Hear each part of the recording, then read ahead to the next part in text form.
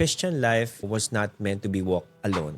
Hindi po pwedeng ang Christian life mo, mag-isa ka lang na naglalakad, mag-isa ka lang nagjo-journey. You have to have someone to journey with you. Ito yung principle ng charcoal principle eh. Imagine yourself being one of the charcoal. Di ba kapag ang mga charcoal sama-sama, ang lakas magbaga niyan, mabilis makapagluto.